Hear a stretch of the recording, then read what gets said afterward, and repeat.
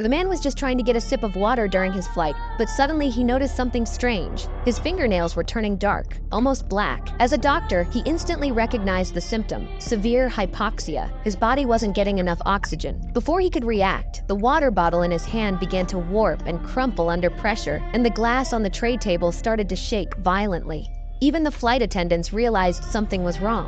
One of them rushed to her seat, buckled up fast, and shouted for passengers to do the same, but it was already too late. The next second, the plane hit a massive turbulence pocket. The water in the cup floated into the air. Zero gravity.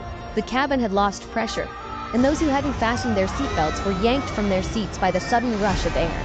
Chaos broke out as the entire cabin shook violently.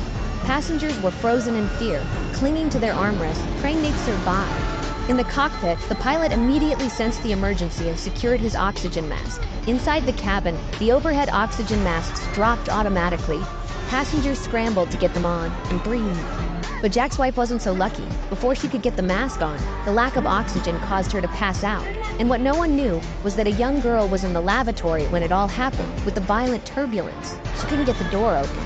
Trapped and suffocating, she eventually collapsed on the floor. Meanwhile, Jack, desperate to save his wife, stumbled toward the flight attendant's station. He managed to find a portable emergency oxygen tank and quickly strapped it onto his wife, just in time. She began to breathe again, escaping death by a thread. Then, as suddenly as it all began, the cabin pressure began to stabilize. The turbulence stopped. Flight 7500 had somehow survived the ordeal. To calm everyone, the captain made an announcement. He explained that the plane had flown through a powerful air current, which triggered a storm and caused damage to a cabin seal. That's what led to the sudden loss of pressure, but the crew had taken emergency measures, and they were now lowering the aircraft's altitude to stabilize the cabin. Passengers finally started to breathe easier. Not long after, a flight attendant found the unconscious girl in the bathroom. Panicked, she grabbed a spare oxygen tank and got it on the girl.